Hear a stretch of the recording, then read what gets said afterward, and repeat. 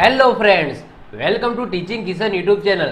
આપણે કંઈક બંધારણની શરૂઆત કરી દીધી હતી, જેની અંદર આપણે ઓલરેડી 73 લેક્ચર જોઈ ગયા છે. તો જો આગળના 73 લેક્ચર ન જોયા હોય તો ખાસ કરીને જોઈ લેજો, કારણ કે આપણે બંધારણ ચલાવીએ છીએ એ સ્ટેપ બાય સ્ટેપ, પ્રકરણ બાય પ્રકરણ ચલાવીએ છીએ. હવે આજના લેક્ચરથી આપણે વાત કરીશું બંધારણીય સંસ્થાઓ. હવે બંધારણીય સંસ્થાઓ એટલે શું કે એવી સંસ્થાઓ જે સરકારને ચલાવવા માટે, મદદ કરવા માટે અથવા તો સરકારનું ઓડિટ કરવા માટે અમુક સંસ્થાઓ બનાવવામાં આવી છે, જેમ કે કેગ છે, ચૂંટણી પંચ છે, નાણાં પંચ છે, પછી SC ST આયોગ છે. તો આ બધા તમે જુઓ કે સરકાર છે એની કંઈક ના કંઈક યોજનાઓને સફળ કરતા હોય, કાં તો જે સરકાર છે એને હેલ્પ કરતા હોય, કાં તો ચૂંટણી કરવામાં મદદ કરતા હોય, અથવા તો સરકાર જે કામ કરી રહી છે એનું ઓડિટ કરતા હોય. તો એના માટે બંધારણની અંદર ઘણી બધી એવી સંસ્થાઓની વાત કરેલી છે અને એના માટે પર્ટિક્યુલર અનુચ્છેદ પણ ફાળવવામાં આવેલા છે. તો એવી બધી સંસ્થાઓને બંધારણીય સંસ્થાઓ કહીશું. બીજી વસ્તુ, અમુક એવી ગેરબંધારણીય સંસ્થાઓ પણ છે, જે આપણે બંધારણીય સંસ્થાઓ પૂરી કરીશું એના પછી આપણે ગેરબંધારણીય સંસ્થાઓની પણ વાત કરીશું, જેમ કે નીતિ આયોગ છે, લોકાયુક્ત છે, લોકપાલ છે. તો આ બધી ગેરબંધારણીય સંસ્થાઓ છે, એના માટે કોઈ પણ જાતના બંધારણની અંદર અનુચ્છેદ ફાળવવામાં આવેલા નથી, મતલબ કે એની રચના પાછળથી કરવામાં આવેલી છે. તો સૌથી પહેલા બંધારણીય સંસ્થાઓ સમજીએ. તો જે સંસ્થાની રચના અંગે ભારતીય બંધારણના કોઈ અનુચ્છેદ અંતર્ગત જોગવાઈ કરવામાં આવી હોય તથા એની રચના માટે રાષ્ટ્રપતિને સક્ષમ બનાવવામાં આવ્યા હોય તો એવી સંસ્થાને બંધારણીય સંસ્થા કહેવામાં આવે છે. ટૂંકમાં બંધારણની અંદર ઉલ્લેખ હોય અને એ સંસ્થા માટે બંધારણની અંદર કોઈ અનુચ્છેદ ફાળવવામાં આવેલો હોય અને એ સંસ્થા બનાવવા માટે રાષ્ટ્રપતિને સક્ષમ બનાવવામાં આવ્યા હોય, મતલબ કે રાષ્ટ્રપતિ દ્વારા એ સંસ્થા છે એના સદસ્યોની નિમણૂક કરી શકે. તો આ રીતના રાષ્ટ્રપતિને સંસ્થા બનાવવા માટેના પાવર આપેલા હોય તો એવી સંસ્થાને શું કહેવામાં આવશે? બંધારણીય સંસ્થા કહેવામાં આવશે. બંધારણીય સંસ્થાના સદસ્યો છે એમની નિમણૂક કોના દ્વારા થાય છે? તો રાષ્ટ્રપતિ દ્વારા કરવામાં આવે છે. જો અહીંયા અમુક વસ્તુ તમારે સમજવાનું છે, મતલબ કે નિમણૂક છે એ રાષ્ટ્રપતિ કરશે, પણ કદાચ ને કદાચ અમુક એવી સંસ્થાઓ પણ હશે જેમાં રાષ્ટ્રપતિ દ્વારા ખાલી નિમણૂક થતી હશે, એમને સલાહ કોણ આપશે? મંત્રીમંડળ આપશે. ઓકે, તો એવું નહીં કહેતો કે બધી જગ્યાએ સરકાર છે એ રાષ્ટ્રપતિને સલાહ આપીને કોઈ સંસ્થા છે એના સદસ્યોની નિમણૂક કરાવશે. ના, અમુક એવી સંસ્થાઓ છે જેમાં સરકારની મદદ ના લઈએ તો સારું, જેમ કે સરકારનું ઓડિટ કરવા માટે કેગ છે, CAG કેગ. તો કેગ તમે જુઓ કે કેગનું મેઇન કામ શું છે કે ભાઈ સરકાર જે કામ કરી રહી છે એનું ઓડિટ કરવાનું. તો ઓબ્વિયસલી અહીંયા જે વ્યક્તિ બેસશે એ સરકારનો વ્યક્તિ હોવો જોઈએ નહીં. તો આવા કન્ડિશનની અંદર સરકારની ભલામણ લેવામાં આવશે નહીં. તો જેટલી પણ બંધારણીય સંસ્થાઓ છે એના જેટલા પણ સદસ્યો છે તો એની નિમણૂક રાષ્ટ્રપતિ દ્વારા કરવામાં આવશે. આ સંસ્થા દરેક રિપોર્ટને સંસદના બંને ગૃહમાં મોકલવામાં આવશે. ઓકે, આગળ હું તમને સંસ્થાઓ કહીશ કે ભાઈ કઈ કઈ બંધારણીય સંસ્થાઓ છે. એમના દ્વારા જે રિપોર્ટ બહાર પાડવામાં આવે છે એ સંસદના બંને ગૃહની અંદર મોકલવામાં આવશે અને ડિસ્કસ કરવામાં આવશે. આ સંસ્થાને તેમના કાર્યકાળ દરમિયાન હોદ્દાની સુરક્ષા પ્રાપ્ત છે અને એમને બંધારણીય જોગવાઈ અનુસાર જ એમને હોદ્દા ઉપરથી દૂર કરી શકાય. એટલે કે સિમ્પલ વસ્તુ છે, અટર્ની જનરલના જેવું નથી. હવે અટર્ની જનરલમાં કેવું હતું કે એમના હોદ્દાની કોઈ સુરક્ષા હતી જ નહીં. કાલ ઉઠીને રાષ્ટ્રપતિને લાગે કે ભાઈ અટર્ની જનરલને કાઢી મૂકવા છે તો એ કાઢી મૂકે છે, એના માટે કોઈ બંધારણીય પ્રોસેસ નથી. જ્યારે બંધારણીય સંસ્થાઓમાં જે સદસ્યો છે એમને જો હટાવવા હોય તો આખી પ્રોસેસમાંથી ફોલો થવું પડે, મતલબ કે જોઈએ કે મહાભિયોગ જેવી પ્રક્રિયા છે એમાંથી ફોલો થઈને એમના સદસ્યોને હટાવી શકાય છે, અથવા તો બંધારણની અંદર ઉલ્લેખ કરેલો હશે એ પ્રોસેસથી જ એમને હોદ્દા ઉપરથી દૂર કરવામાં આવે છે. ઓકે, તો અહીંયા જે બંધારણીય સંસ્થાઓ છે એમના કાર્યકાળના હોદ્દાની સુરક્ષા છે. મતલબ કે કેગની વાત કરીએ, ઓકે, તો કેગને 6 વર્ષ કે 65 વર્ષ, ઓકે, આ શું મળેલું છે? એમના કાર્યકાળની સુરક્ષા મળેલી છે કે ભાઈ કેગની નિમણૂક થશે તો 6 વર્ષ સુધી તો એ રહેશે. કદાચ 6 વર્ષ પહેલા જો એમને હટાવવા હોય તો એમ રાષ્ટ્રપતિ છે ડાયરેક્ટ ન હટાવી શકે, એના માટે સંસદમાંથી મહાભિયોગ પ્રક્રિયાના જેવી પ્રક્રિયાથી એ વસ્તુ છે એને પસાર કરવી પડે, ત્યારે કેગ છે એ પોતાના પદ ઉપરથી દૂર થાય. ઓકે, ચલો હવે વાત કરીએ કે ભાઈ કઈ કઈ બંધારણીય સંસ્થાઓ છે. ઓકે, બંધારણની અંદર કઈ કઈ સંસ્થાઓની વાત કરી છે. સૌથી પહેલા વાત કરીએ કેગ, જેને આપણે કહીએ છીએ નિયંત્રક અને મહાલેખા પરીક્ષક. ઓકે, જેને આપણે કહીએ છીએ કેગ. ઓકે, જે આજના લેક્ચરની અંદર ડીપમાં ભણીશું, જે અનુચ્છેદ નંબર 148 ની અંદર વાત કરવામાં આવી છે. પછી વાત કરીએ ચૂંટણી પંચ, જે અનુચ્છેદ નંબર 324 માં છે. નાણાં પંચ, જે અનુચ્છેદ નંબર 280 માં છે. સંઘ લોક સેવા આયોગ યુપીએસસી, ઓકે, અનુચ્છેદ નંબર 315, રાજ્ય લોક સેવા આયોગ, જે રીતના ગુજરાતમાં જીપીએસસી છે એમ દરેક રાજ્યની અંદર એમની લોક સેવા આયોગ હશે, તો એની વાત પણ 315 જ કરવામાં આવી છે. પછી રાષ્ટ્રીય અનુસૂચિત જાતિ, ઓકે, એટલે કે એસસી આયોગ, એસટી આયોગ અને પછાત વર્ગ એટલે કે ઓબીસી આયોગ, જે અનુચ્છેદ નંબર 338, 338A અને 338B ની અંદર જોગવાઈ કરવામાં આવી છે. તો આ બધી જે 8 છે એ બંધારણીય સંસ્થાઓ છે જેને આપણે ભણવાની છે. આ બધાની વાત બંધારણની અંદર કરેલી છે અને તમે જોશો કે એના માટે પર્ટિક્યુલર અનુચ્છેદ પણ ફાળવવામાં આવેલા છે. તો આ બધી સંસ્થાઓ કેવી કહેવાશે? બંધારણીય સંસ્થાઓ કહેવાશે. ઓકે, તો વન બાય વન એક એક કરીને આપણે ભણવાના છે, જેમાં આજના લેક્ચરની અંદર આપણે કેગ વિશે ભણીશું. સૌથી પહેલા વાત કરીએ કેગ.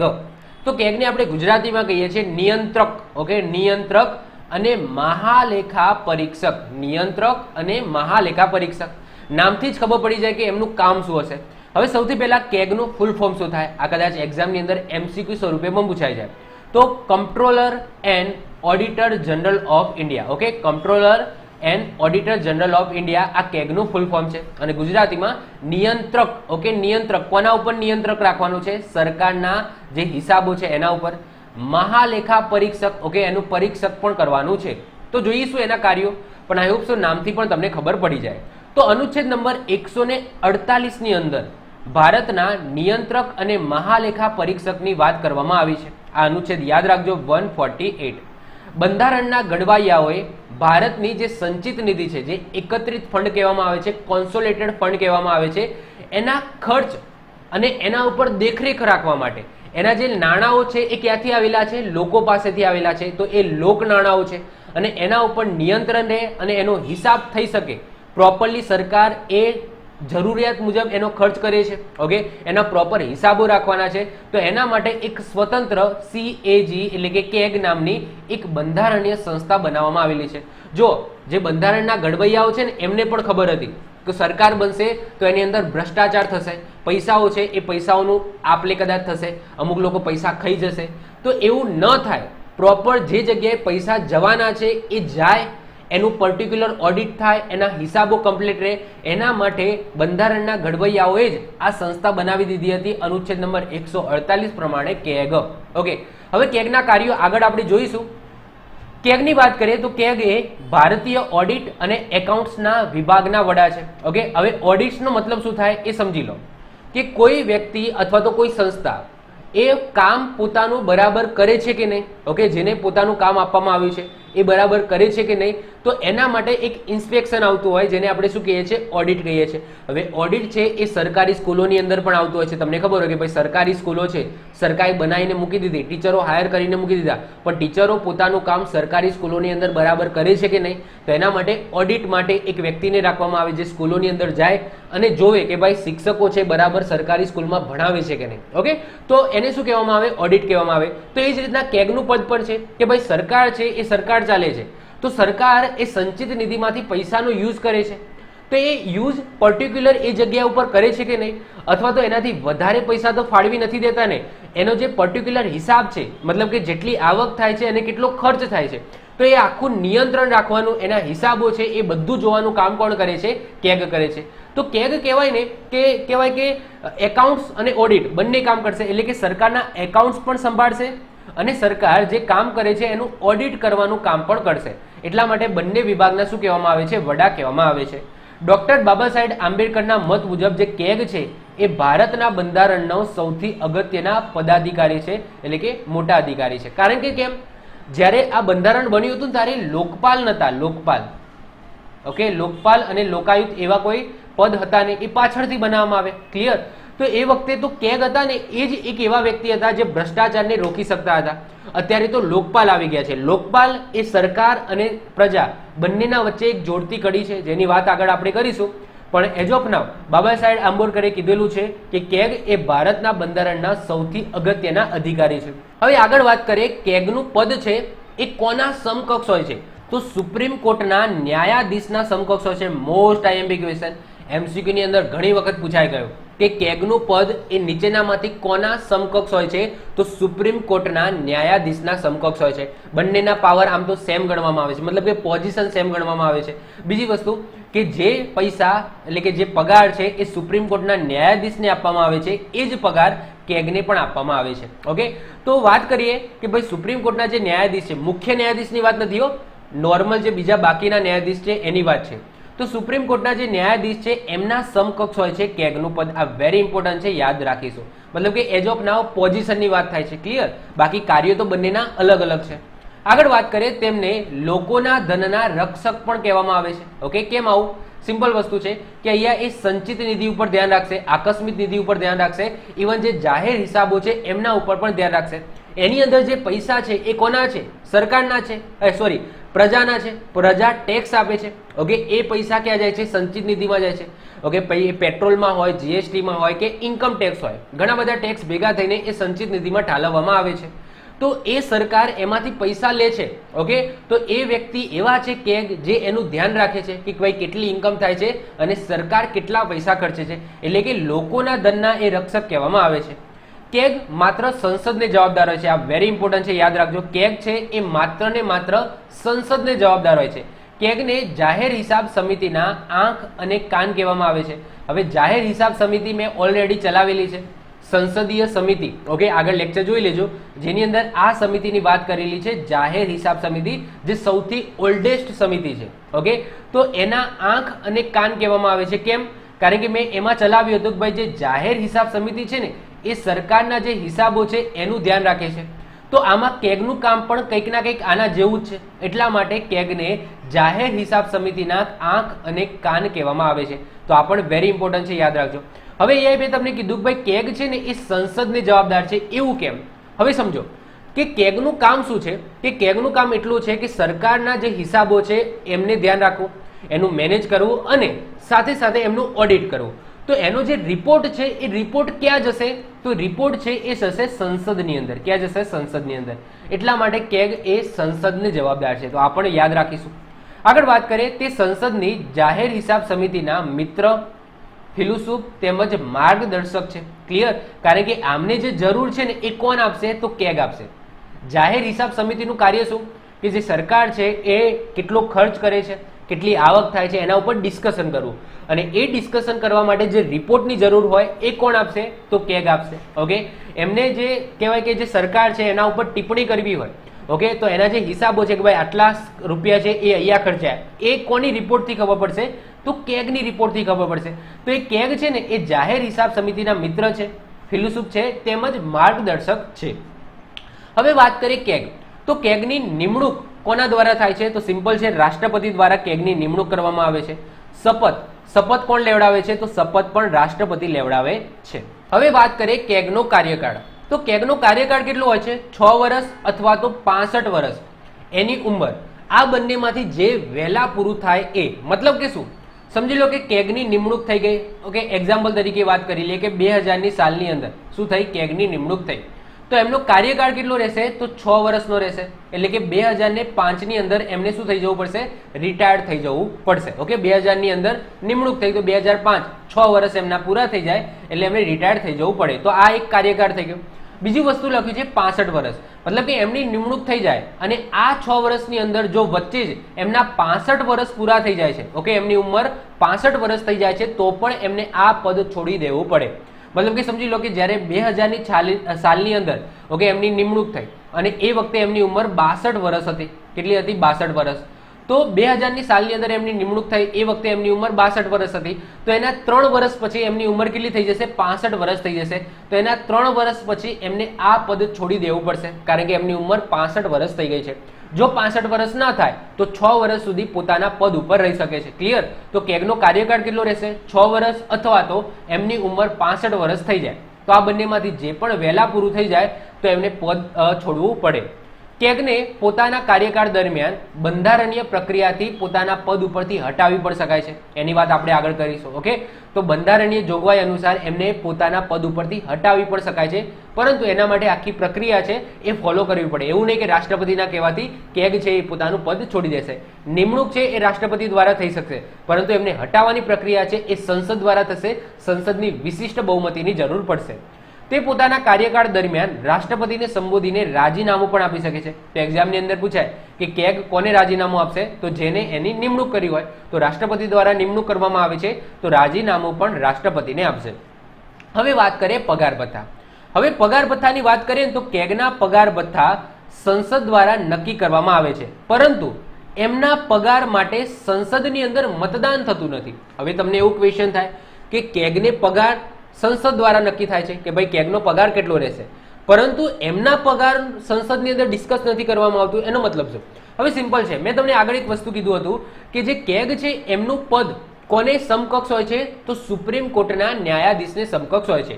તો સુપ્રીમ કોર્ટના ન્યાયાધીશનો જે પગાર હશે ને એ જ પગાર કેગનો હશે. ઓકે, તો કઈ જ નહીં. સમજી લો કે કાલ ઉઠીને સુપ્રીમ કોર્ટના ન્યાયાધીશનો પગાર અત્યારે કેટલો છે? 2.5 લાખ છે, 2,50,000 છે. કાલ ઉઠીને 3 લાખ કરવામાં આવે છે, તો કેગનો પગાર પણ કેટલો થઈ જશે? કેગ કેટલો થઈ જશે? 3 લાખ રૂપિયા થઈ જશે.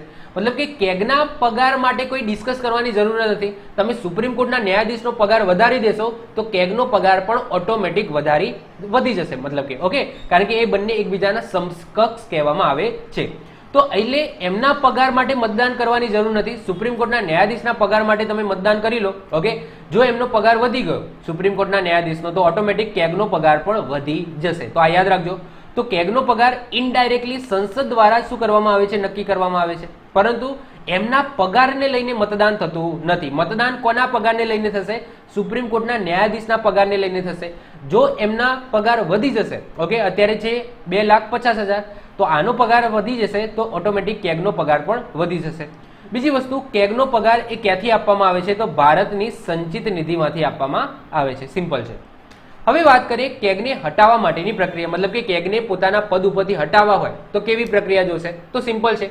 મેં તમને કીધેલું છે કે ભાઈ સર્વોચ્ચ અદાલતના જે ન્યાયાધીશ છે, સુપ્રીમ કોર્ટના ન્યાયાધીશ છે, એમને સમકક્ષ છે. તો જે પ્રક્રિયા સુપ્રીમ કોર્ટના ન્યાયાધીશને હટાવવા માટેની હતી એ જ પ્રક્રિયા કેગને હટાવવા માટે પણ છે. બંને સેમ ટુ સેમ છે. ઓલરેડી મેં સુપ્રીમ કોર્ટના ન્યાયાધીશને હટાવવા માટેની પ્રક્રિયા છે એ ડીપમાં ચલાવેલી છે. તો એની અંદર મેં આખી વસ્તુ પ્રોસેસ બાય પ્રોસેસ ચલાવેલી છે. તો એના એ જ પ્રક્રિયા કેગ માટે પણ રહેશે. તો જો લખેલું છે કારણ કયા કયા હોઈ શકે? જે સુપ્રીમ કોર્ટના ન્યાયાધીશના કારણ હતા એ જ અહીંયા રહેશે. ગેરવર્તન અથવા તો પોતાના કાર્યની અંદર અસમર્થતા. ઓકે, તો આ બે કારણ હોઈ શકે કેગને હટાવવા માટેના. તો સર્વોચ્ચ અદાલતના ન્યાયાધીશને હટાવવાની જે પ્રક્રિયા હતી એ જ પ્રક્રિયા કેગને પોતાના પદ પરથી દૂર કરવા માટેની હશે. કેગને હટાવવા માટેની પ્રક્રિયા કોઈ પણ ગૃહની અંદર લાવી શકાય છે. ઓકે, લોકસભામાં પણ લાવી શકાય છે અને રાજ્યસભામાં પણ લાવી શકાય છે. તેમને હટાવવા બંને ગૃહની કેવી બહુમતી જોશે? વિશિષ્ટ બહુમતી જોશે. હવે વિશિષ્ટ બહુમતીનો મતલબ શું? તો મેં તમને કીધું હશે કે ભાઈ જે કુલ સભ્ય સંખ્યા છે, ઓકે, એના 50% પ્લસ 1 પ્લસ જે હાજર રહીને મતદાન કરે છે એમના 2/3. તો એ ટાઈપની વિશિષ્ટ બહુમતીની જરૂર પડશે. મેં ઓલરેડી ચલાવેલું છે. કેગને 14 દિવસ પહેલા નોટિસ આપવામાં આવશે, પછી જ ગૃહની અંદર એમને હટાવવાની પ્રક્રિયા શરૂ થશે. જે રીતના ઓલમોસ્ટ બધા પદની અંદર હોય છે. જે પદની હટાવવા માટેની પ્રક્રિયા હોય છે સંસદ દ્વારા, એમાં દરેક પદ માટે શું હોય છે કે 14 દિવસની નોટિસ આપવામાં આવે છે એ પદની. ઓકે, તો 14 દિવસ અગાઉ એમને નોટિસ આપવામાં આવશે, એના પછી જ ગૃહની અંદર આ પ્રક્રિયા છે એ શરૂ થશે. તેઓ નિવૃત્ત થયા પછી, આ મોસ્ટ આઈએમપી વસ્તુ છે, સમજો.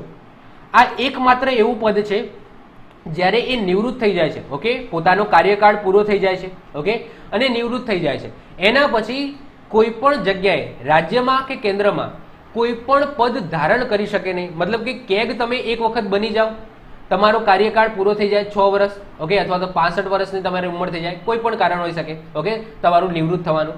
તો એના પછી ના તમે રાજ્ય સરકારની અંદર કોઈ પદ ધારણ કરી શકો, ના તમે કેન્દ્ર સરકારની અંદર કોઈ પદ ધારણ કરી શકો. મતલબ કે તમારે આજીવન પેન્શન ખાવાનું રહેશે. તમે ના એમપી બની શકો, ના એમએલએ બની શકો, ના તમે કોઈ પણ સરકારી નોકરી લઈ શકો. મતલબ કે કેન્દ્ર અને રાજ્ય સરકારમાં તમને કોઈ પણ જાતનું પદ મળશે નહીં. ઓકે, તો યાદ રાખજો, આ એકમાત્ર એવું પદ છે કેગનું જેની અંદર જો તમે એક વખત કેગ બની જાઓ છો, પછી નિવૃત્ત થઈ જાઓ છો, પછી તમે સરકારી નોકરી તમને મળશે નહીં, મતલબ કે તમે બીજું કોઈ પણ જગ્યાએ રાજ્ય કે કેન્દ્રમાં ભાગ લઈ શકશો નહીં. ઓકે, તો આ યાદ રાખવાનું છે. કેમ? સિમ્પલ વસ્તુ છે કે કેગ, આના પાછળનું રીઝન પણ છે. જો કેગનું જે કામ છે ને કેવું છે કે સરકાર છે એ સરકારમાં ઓડિટ કરવાનું.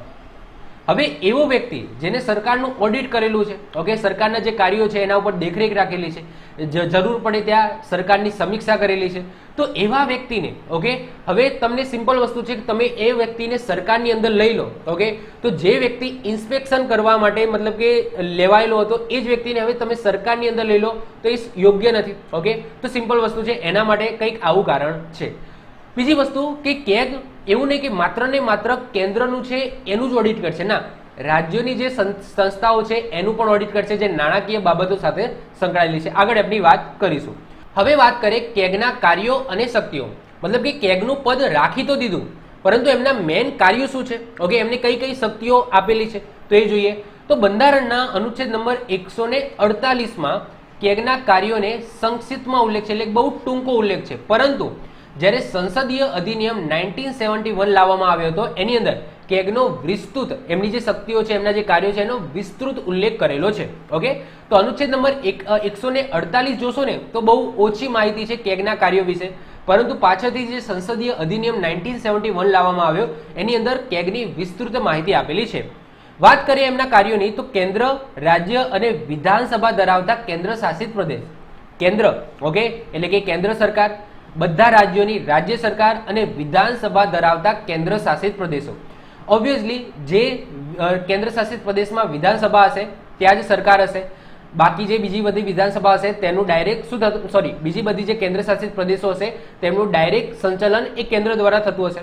તો અહીંયા જે કેન્દ્ર શાસિત પ્રદેશમાં વિધાનસભા હશે ત્યાં પોતાની સંચિત નિધિ પણ હશે, ઓકે, જેને આપણે એકત્રિત ફંડ પણ કહીએ છીએ.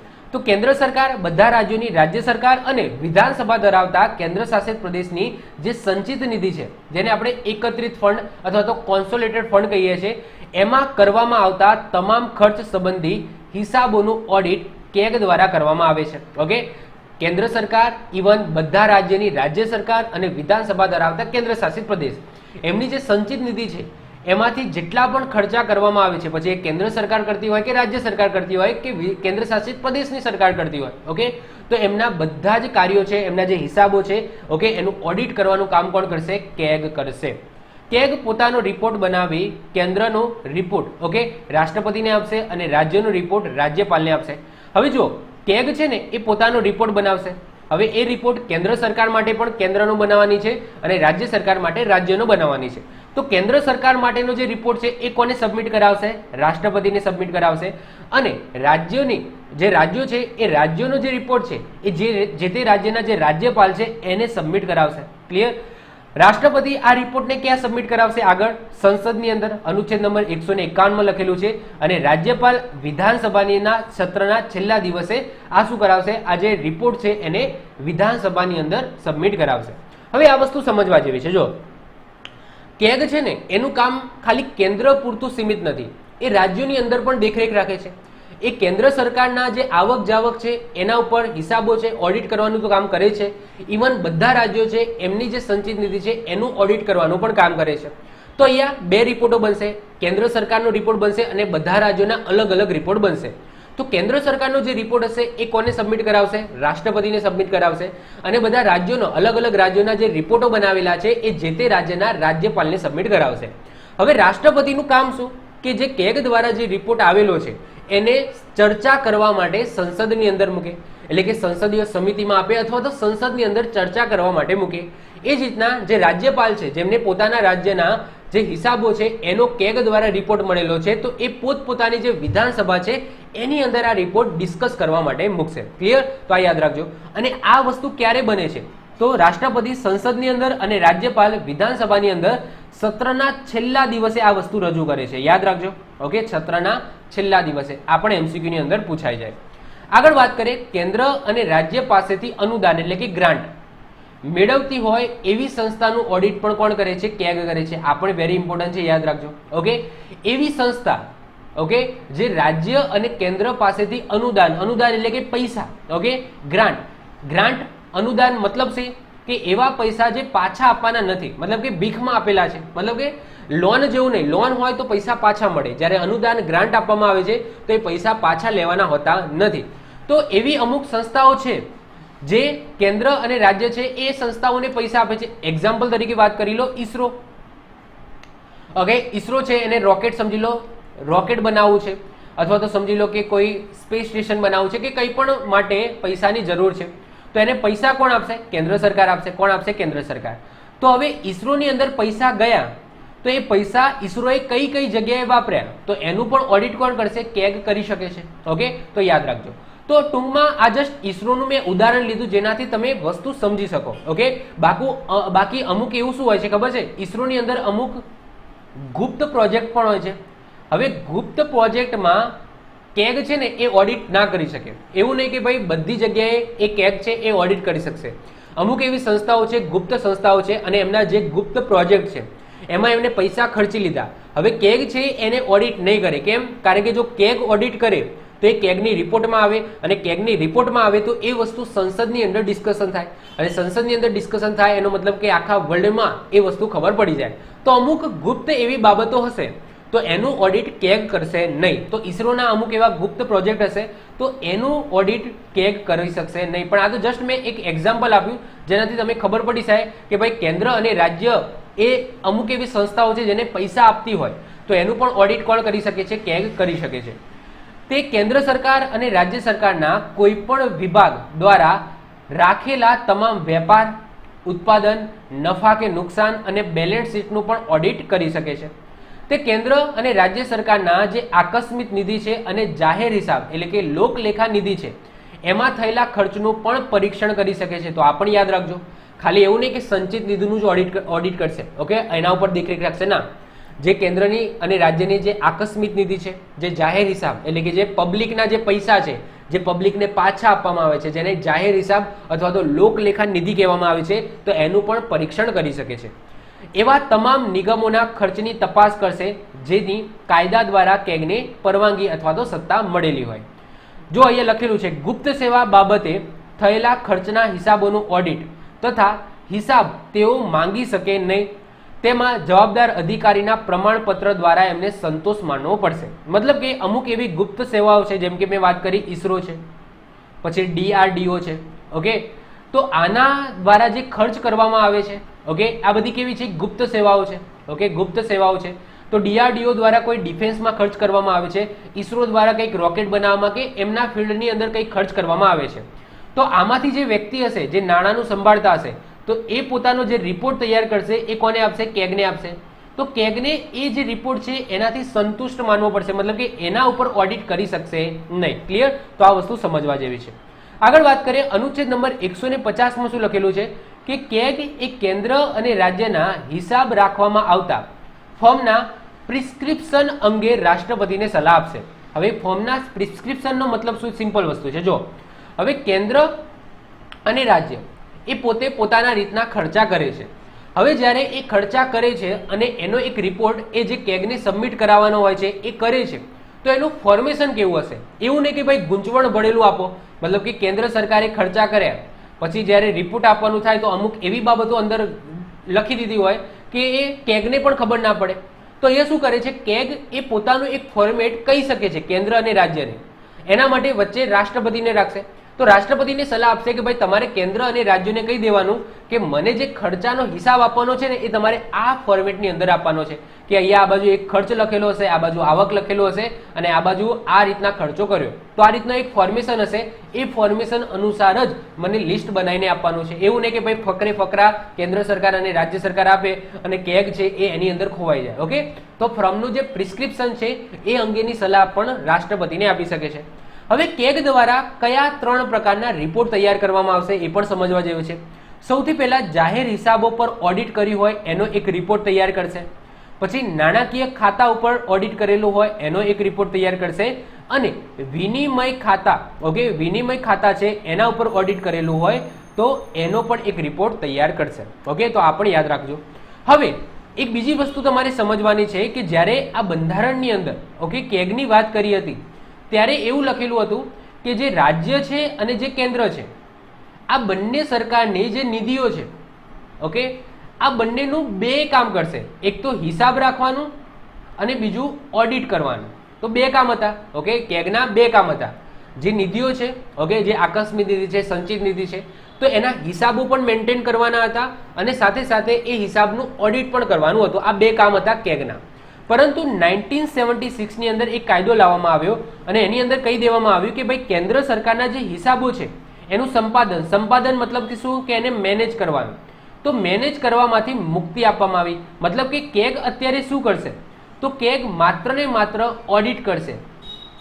કોના રિપોર્ટનું, તો માત્ર ને માત્ર કેન્દ્રની વાત થાય છે. તો કેન્દ્ર સરકારના જે સંચિત નિધિ છે, આકસ્મિક નિધિ છે, કે કોઈ પણ નિધિ હોય કે કોઈ પણ ખર્ચા હોય, તો એનું ખાલી ઓડિટ કરવાનું કામ કરશે, એ હિસાબને મેનેજ કરવાનું કામ નહીં કરે. આવું 1976 ની અંદર કહેવામાં આવ્યું. પરંતુ જે કહેવાય કે રાજ્ય સરકાર છે, તો રાજ્ય સરકારના જે હિસાબો છે એનું હિસાબ પણ રાખે છે અને એનું ઓડિટ પણ કરે છે. ક્લિયર? તો આ વસ્તુ યાદ રાખજો. તો 1976 થી કેગ છે એ કેન્દ્ર સરકારના જે હિસાબો છે એ હિસાબનું મેનેજમેન્ટ કામ નથી કરતો, એના માટે અલગથી સંસ્થા છે, ખાલી ને ખાલી ઓડિટ કરવાનું કામ કરશે, જેનાથી થોડો ભાર છે એ કેગ ઉપર ઓછો થાય. હવે જો હું જ્યારે કેગ બોલું છું એટલે તમારે એક વ્યક્તિ નથી સમજવાના. કેગ એ આખી સંસ્થા છે, એટલે કે એની અંદર કેગ એક મહાન એક અધ્યક્ષ હશે, પરંતુ બીજા બધા ઘણા બધા એવા કાર્યો મતલબ કે કાર્યો કરવા માટે સદસ્યો હશે જે કેગના કહેવાથી કાર્યો કરતા હશે, એટલે કે એમની આખી એક ટીમ હશે, એક સંસ્થા હશે. ઓકે, કેગ એક માત્ર એક વ્યક્તિ નહીં હોય. હા, કેગ એક પદ છે એ એક જ વ્યક્તિનું હશે, ઓકે, કે આને જ કેગ કહેવાશે, પરંતુ એમની ટીમ છે એ બહુ મોટી હોય છે. ઓકે, તો આઈ હોપ છો આ વસ્તુ સમજી ગયા હશો. હવે વાત કરીએ કેગની કઈ કઈ મર્યાદાઓ છે. તો જો ભારતના જે કેગ છે ને એ ખર્ચ થયા પછી ખર્ચની ચકાસણી કરી શકશે, ખર્ચ થયા પહેલા ખર્ચની ચકાસણી કરી શકશે નહીં. એનો મતલબ શું, કે સિમ્પલ વસ્તુ છે કે કેગ છે, હવે કેગને ખર્ચો કર્યા એના પહેલા મતલબ કે બજેટ રજૂ થાય છે. હવે બજેટની અંદર કોઈ વસ્તુ લખેલી છે, ઓકે, હવે એની અંદર કેગને એવું લાગે કે આની અંદર કદાચ પૈસા વધારે છે અથવા તો યોગ્ય જગ્યાએ જતા નથી. હવે સંસદ દ્વારા આ વસ્તુની મંજૂરી મળી ગઈ છે, સંસદીય સમિતિ દ્વારા આ વસ્તુની મંજૂરી મળી ગઈ છે, તો કેગ છે એમને જોડે એટલું બધું પાવર નથી કે એ વસ્તુને રોકી શકે. પરંતુ હા, જ્યારે એક વખત સરકાર ખર્ચો કરી નાખે છે તો એ ખર્ચાની ચકાસણી બરાબર કરશે, ઓકે, એનું ઓડિટ બરાબર કરશે. તો અહીંયા તમે સમજો કે કેગને પાવર ક્યારે મળે છે, જ્યારે ખર્ચો થઈ જાય, મતલબ કે ખર્ચો થઈ જાય ત્યારે એમનું કામ છે એ શરૂ થાય છે. ઓકે, ખર્ચની ચકાસણી કરવાનું એટલે કે ઓડિટ કરવાનું. ખર્ચો કર્યા પહેલા મતલબ કે કોઈ જગ્યાએ ખર્ચો કરવાનો હોય તો કેગની કોઈ પરમિશન લેતા નથી. ઓકે, સિમ્પલ વસ્તુ છે. પરંતુ આ વસ્તુ બ્રિટનની અંદર છે. જો બ્રિટનની અંદર શું છે કે સંચિત નિધિ છે ને, એમની સંચિત નિધિ એકત્રિત ફંડ, તો સંચિત નિધિમાંથી જો કોઈ પણ ખર્ચો કરવો હોય સરકારને તો કેગની મંજૂરી લેવી પડે. જ્યારે આપણે અહીંયા શું છે, સંસદની મંજૂરી લેવી પડે. સંસદની અંદર આપણે બજેટ રજૂ કરીએ છીએ ને તો એ પરમિશન લઈએ છીએ કે આપણે સંસદની જે સંચિત નિધિ છે એમાંથી સરકાર આટલો ખર્ચો કરશે, તો એમાં સંસદની મંજૂરી લેવામાં આવે છે. જ્યારે બ્રિટનની અંદર એવું નથી. બ્રિટનની અંદર જે એકત્રિત ફંડ છે, સંચિત નિધિ છે, એમાંથી જો કોઈ ખર્ચો કરવો હોય ને તો કેગની મંજૂરી લેવામાં આવશે. મતલબ કે પૈસા ઉપાડવા માટે પણ કેગની મંજૂરીની જરૂર છે. તો આ યાદ રાખજો. હવે બીજી વસ્તુ કે એર ઇન્ડિયા, ઓએનજીસી જેવી સરકારી સંસ્થાઓ છે એના જાહેર હિસાબોનું સંપૂર્ણપણે ઓડિટ કોણ કરે છે, કેગ કરે છે. પરંતુ અમુક એવી સંસ્થાઓ પણ છે જેમાં કેગ છે એ પોતાની દખલગીરી કરી શકતા નથી, એનું સંપૂર્ણપણે ઓડિટ કરી શકતા નથી. જેમ કે આરબીઆઈ છે, એલઆઈસી છે, એસબીઆઈ છે, આ બધી સંસ્થાઓ સરકારી છે, પરંતુ એમનું ઓડિટ કરવા માટે બીજા ખાનગી ઓડિટરો રાખેલા હોય છે. ઓકે, અને એની અંદર જે કેગ છે એ હસ્તક્ષેપ કરતા નથી. મતલબ કે કેગ આ બધી સંસ્થાઓથી દૂર છે, એમના જે કાર્યો છે એનાથી બધા દૂર છે. મતલબ કે સરકારની અમુક એવી સંસ્થાઓ છે જેમાં કેગ હસ્તક્ષેપ કરી શકતા નથી. તો આ એમની મર્યાદા છે. ક્લિયર? અમુક છે જેમાં સંપૂર્ણપણે ઓડિટ કરશે, જેમ કે મેં વાત કરી એર ઇન્ડિયા, ઓએનજીસી. ઓકે, પરંતુ અમુક એવી સંસ્થાઓ પણ છે જે કેગ એની અંદર દખલગીરી કરી શકે નહીં, જેમ કે આરબીઆઈ, એલઆઈસી, એસબીઆઈ વગેરે વગેરે વગેરે. ઓકે, તો આ કેગની મર્યાદાઓ છે. હવે કેગ તો અહીંયા પૂરા થઈ ગયા. Okay, I hope so CAG તમને ખબર પડી ગયા હશે. બધી વસ્તુ સમજાવી, કઈ રીતના નિમણૂક થાય, કઈ રીતના ચૂંટણી થાય, પગાર ભથ્થા, શપથવિધિ, રાજીનામું, કાર્યો. ઓકે, બધી વસ્તુ સમજી ગયા. હવે તમને એક બીજી વસ્તુ કન્ફ્યુઝ કરતી હશે કે સાહેબ CGA શું છે? કેગ એટલે CAG, કેગ. ઓકે, જેને આપણે અત્યારે ભણી ગયા, પણ ક્યાંક ને ક્યાંક આવો પણ શબ્દ તમારા સામે આવતો હશે, CGA, જેને કહેવામાં આવે છે કંટ્રોલર જનરલ ઓફ એકાઉન્ટ્સ. શું કહેવામાં આવે છે? કંટ્રોલર જનરલ ઓફ એકાઉન્ટ્સ, જે તમને કન્ફ્યુઝ કરતું હોય છે. કારણ કે તમે વાંચીને ગયા હોય કે કેગ અત્યારે આ છે અને પૂછાઈ જાય સીજીએ અને તમે લખીને આવું ખોટું. ઓકે, તો એ સમજવાનું છે કે આ જો એ છેલ્લે આવી જાય. ઓકે, સીજીએમાં. ઓકે, પેલામાં કેગમાં વચ્ચે હતો, તો આટલો ફરક છે. ઓકે, તો સીજીએ નો મતલબ થાય કંટ્રોલર જનરલ ઓફ એકાઉન્ટ્સ. એમનું કાર્ય શું છે? જો સૌથી પહેલા તો જેમ કેગ બંધારણીય પદ છે ને એ રીતના સીજીએ કોઈ બંધારણીય પદ નથી. જેમ કેગની જે રચના છે મતલબ કે નિમણૂક છે એ રાષ્ટ્રપતિ દ્વારા કરવામાં આવે છે, એ જ રીતના સીજીએ છે ને એની નિમણૂક સરકાર દ્વારા કરવામાં આવે છે. તો આ મેઇન ડિફરન્સ છે. ઓકે, તો કેગ એ બંધારણીય પદ છે, જ્યારે સીજીએ કોઈ બંધારણીય પદ નથી. કેગની નિમણૂક રાષ્ટ્રપતિ દ્વારા કરવામાં આવે છે, જ્યારે સીજીએની નિમણૂક સરકાર દ્વારા કરવામાં આવે છે. ઓકે, હવે ફરક શું છે, કાર્યો શું છે? ઓકે, કેગના કાર્ય તો આઈ હોપ સો આપણે ડીપમાં સમજી ગયા. હવે સીજીએના કાર્યો શું છે એ સમજીએ. તો જુઓ, કેગના કાર્ય શું છે? હિસાબોને તપાસવું એટલે કે ઓડિટ કરવું. પરંતુ સીજીએ નું કાર્ય છે હિસાબો કરવું. ઓકે, તો આ સમજો, હિસાબો કરવું એનો મતલબ શું કે તમે સમજી શકો છો કે એક સીએ જેવું કામ કરે છે. શું કરે છે? સીએ જેવું કામ. તો સીજીએ છે ને એ સીએ જેવું કામ કરે છે કે જે હિસાબો છે એ હિસાબો કરવાનો. ઓકે, સરકાર દ્વારા જે ખર્ચા કરવામાં આવે છે તો એનો હિસાબ છે એને મેન્ટેન રાખો, હિસાબ કરો કે ભાઈ કયા ફિલ્ડની અંદર કેટલા મતલબ કે ખર્ચો કરેલો છે. પછી સીજીએ નું કામ પૂરું થઈ જાય છે, પછી કેગ આવશે. ઓકે, સીજીએ નું કામ થઈ જાય ને પછી કેગ આવે. કેગ શું કરશે? એ હિસાબોને તપાસ છે એનું ઓડિટ કરશે કે પર્ટિક્યુલર એ જગ્યા ઉપર એટલું કામ થયું છે, કઈ વધારે પૈસા તો ખર્ચી નથી દીધા, તો મતલબ કે ઓડિટ કરવાનું કામ. ઓકે, તો આઈ હોપ સો આ ફરક છે સીજીએ અને કેગની અંદર. ઓકે, તો આ સાથે આપણો આજનો લેક્ચર અહીંયા પૂરો થાય છે. નેક્સ્ટ લેક્ચરમાં આપણે નવી બંધારણીય સંસ્થા સાથે મળીશું. જો તમને વિડીયો ગમ્યો તો વિડીયોને લાઈક કરી દો, તમારા મિત્રો સાથે શેર કરી દો. જો તમે આ ચેનલ પર નવા હો તો ચેનલને સબસ્ક્રાઇબ કરીને બાજુમાં રહેલું બેલ આઇકન દબાવી દો, જેથી કોઈ નવો વિડીયો અપલોડ કરું તેની નોટિફિકેશન તમને મળતી રહે અને તમારો કોઈ પણ વિડીયો મિસ ના થાય. તો મળીશું નેક્સ્ટ લેક્ચરમાં. Bye all.